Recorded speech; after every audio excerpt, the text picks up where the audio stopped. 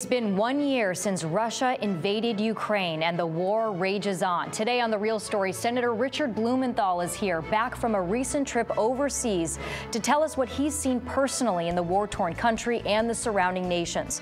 Why a war more than 4,500 miles away matters to our country and to Connecticut.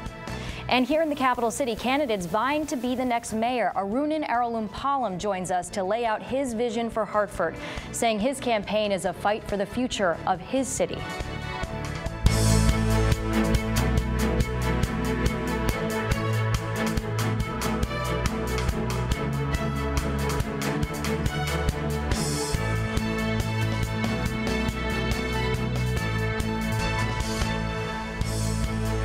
Good morning, and thanks for joining us on The Real Story. I'm Jen Bernstein. It has now been more than a year since Russia invaded Ukraine. An aggressive escalation of Russo-Ukrainian war began in 2014, battering the country of Ukraine, displacing so many that it's Europe's largest refugee crisis since World War II.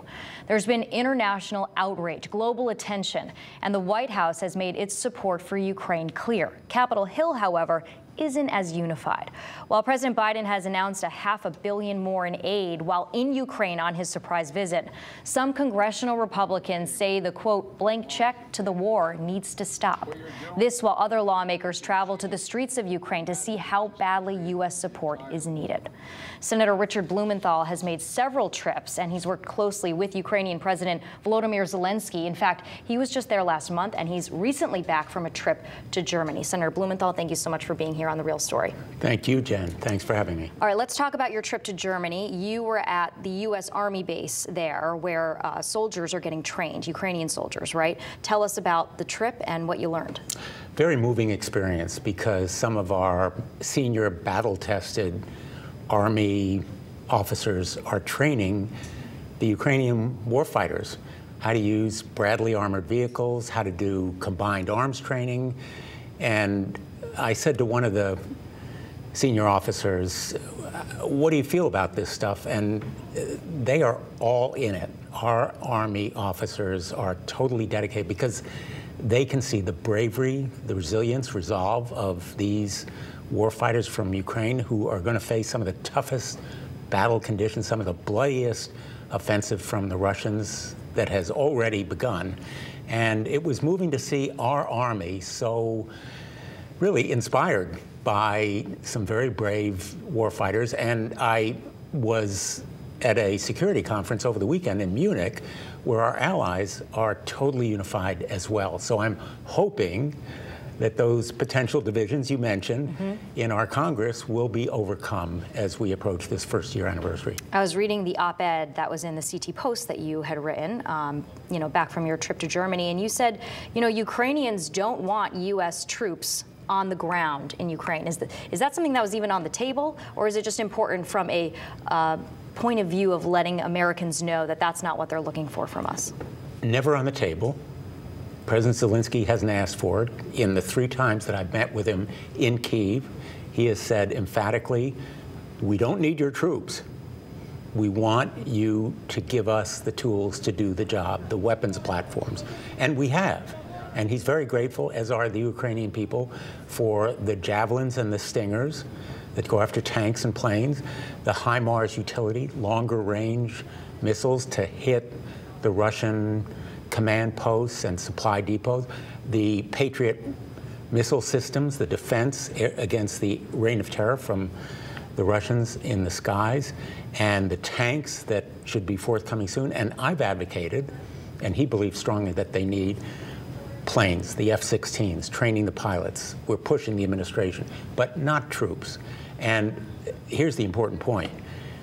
If Putin is allowed to win, if he conquers Ukraine, he will keep going against NATO countries like Poland, Finland, and Sweden, which want to become part of NATO, but also other countries that already are part of NATO. And that will mean that we are obligated to provide troops. That will involve our young men and women on the ground. That's what we want to avoid. Yeah, I was going to ask you, what's at stake for people, someone who's sitting and watching here in Connecticut? Why should they care what happens in Ukraine? Really important point. Vladimir Putin is upsetting the world order. He is overthrowing the understandings and the agreements that have existed. Remember, Ukraine had nuclear arms. They gave them up in 1994 on the condition that their borders be guaranteed, and Vladimir Putin was part of that agreement. So he's now invaded, and I think you used the right word, escalation of his invasion at the very outset, because they have been coming after Ukraine for years, decades, in fact, centuries. The history of that part of the world is fraught with first Soviet and now Russian invasion. So what we need is unity in this country and resolve to help Ukraine fight the battle for its independence and democracy, because it's really about Europe's independence and democracy, those countries along the border facing Russia, and ultimately ours, because it sends a signal to other countries around the world about our determination to uphold democracy, and including China, if it ever attacks Taiwan, sends a message to Xi. Let's talk about China, because you know, we've heard from American intelligence that there's some concerns that they may be providing arms and ammunition, or considering providing it to Russia. So what would that mean, and what would the U.S. have to do to counter that, if anything? You know, here's the best intelligence that we have, and I'm not giving anything away here that is confidential or classified. China is really trying to play it both ways. It wants to continue its economic relationships with us. It wants to avoid outright military confrontation. At the same time, it wants to stir the pot, continue to, in effect, occupy our military force, make us spend money on the Ukrainian war. So it is providing support, but not yet real military arms to Russia. And we should be very careful. We don't want a blank check to Ukraine. I'm not advocating blank check. I'm advocating a big check, but with accountability. And the United States logistic experts, the 101st Airborne, right at the Polish border, sending those arms into Ukraine, keeping very, very close watch, auditing to make sure that there's no fraud or waste in what we provide. And we talked about this, the division in Congress over this. How much support do you think you need to get something passed, and are you close to that, do you think? You know, that's a great question, because in my latest 2 trips to Ukraine, I traveled with Lindsey Graham, Republican of South Carolina. He called you all the 3 amigos, you and it was what, Senator Whitehouse? Correct. Yeah, you, Senator Whitehouse, Senator Graham. Have with Senator Graham, my bet is, very little in common in terms of our votes. You've worked with him on several pieces of legislation, though. I have, on the Red Flag Statute, which became part of the Safer Communities Act. We worked together on gun violence. And what we need to do really is develop more bipartisan cooperation. That's really an essential element to get things done in Congress. And on Ukraine, I have to say, we have a lot of bipartisan cooperation. Very, very importantly, Senator Graham and I sponsored a bill to designate Russia a state sponsor of terrorism. We have sponsored a bill together to condemn the Wagner Group, which is those murderous mercenaries that Putin is using in Donetsk and Bakhmut, as a foreign terrorist organization. We have said we're going to advocate for a supplemental so that we can provide more support. And my impression is that we have rock-solid bipartisan support in the Senate, and I think ultimately in the House as well, for the Ukrainian cause. And the challenge right now is to make sure that we continue to raise awareness so that Ukraine disappearing from the headlines doesn't mean it disappears from our hearts and minds. Good segue here, because I want to talk about, make sure we touch on your trip to Ukraine. You were in Ukraine for a secret visit last month. You traveled with Senator Graham as well as Senator Whitehouse, who's from Rhode Island. Tell us what you saw there. What we saw was clear evidence of war, buildings bombed, electrical transformer stations destroyed, people going about their work and schools, much as they did in the Battle of Britain. You remember when Hitler bombed London, people got up in the morning and They continued their lives. Consummate bravery and courage, resilience, resolve on the part of these people whose homeland is under attack from a brutal war criminal. Because what we also saw on another one of our trips was the evidence of these war crimes, the mass grave sites at Bucha, just outside of Kyiv. The President of the United States said that Russia has committed crimes against humanity, and he is right. There is a moral force here that I think will evoke strong feelings from Americans who will find this evidence absolutely abhorrent, what Putin has done repugnant, because it's not just a military invasion, it's not just troops who have suffered and sacrificed, it's also civilian populations. Those hundreds of women and children, their hands tied behind their back, slaughtered, shot in the head, buried in those mass graves. I've been to the sites, I've seen the evidence, and I think that the world has to respond by holding the Russians accountable, including Vladimir Putin.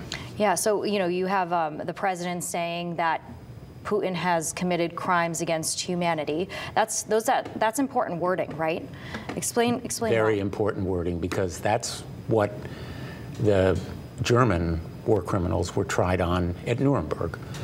Crimes against humanity is among the most serious kinds of offenses, criminal offenses that can be, and in Nuremberg it was punishable by hanging. Now, I'm not saying, I don't believe, I'm not naive that Vladimir Putin is ever going to see the inside of a courtroom, but I think it's important to say to the world, we are going to have a European tribunal or the International Court of Criminal Justice or some body.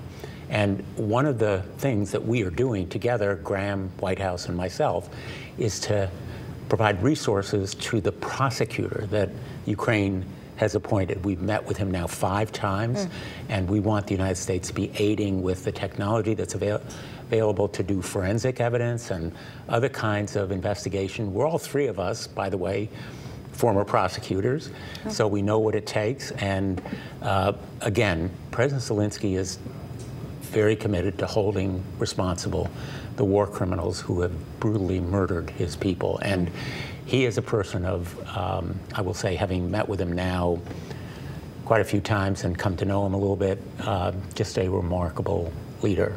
You remember that he said when he was offered a plane to get out of Kyiv when it looked like the conquering of that city was imminent, don't send planes, send ammunition. And that's the attitude of the Ukrainian people. Yeah, he's been pretty incredible, that's for sure, especially in the face of some of the horrific, I mean, yeah, the Bucha, what you're talking about, it's awful, the stories coming out of there, absolutely disgusting.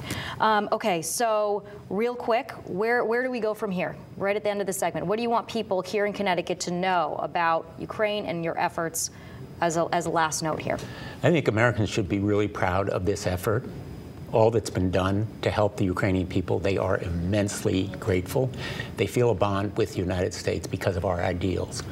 They want the same freedom and democracy that we prize. And what I hope is, and my message to anyone who listens, we have a continuing task ahead. It won't mean our young men and women shedding blood or sacrificing on a battlefield, but we need to provide them with the planes, the F-16s, the training that they need to use the tanks, the Leopard tanks from Germany, the Challenger tanks from Great Britain, our Abrams tanks, the Bradley vehicles, all the military equipment that we have, because their fight is our fight. And I didn't touch on this too, but Connecticut has a large Ukrainian population, and you have always been such an advocate for refugees coming here to Connecticut. I would assume that process, we have obviously people who have fled the war who are in our state right now, but I would assume that process continues and that you've been a part of that. And, I just want to thank and congratulate all of the organizations, Iris, Siri, yeah, Iris. All of the organizations, but also the Polish-American community, the Ukrainian-American community who have been so immensely generous, and all the people of Connecticut who have opened their arms, their hearts, their homes to Ukrainian refugees coming here. And I will tell you about Ukrainian refugees. They want to go back to their homeland. You know, they Sure. feel so deeply about Ukraine and its freedom and independence, and having come to know so many of them, I really have become a strong admirer of that country. All right, Senator Richard Blumenthal, thank you for coming on The Real Story and sharing your experience with us, and please keep us updated. Appreciate it. All right, coming up on The Real Story here in Connecticut, 2023 is the year of the municipal elections. So who will be the next mayor of the capital city? Arunan Aralumpalam is here to share his focus on Hartford's future, why he wants your vote. That's next.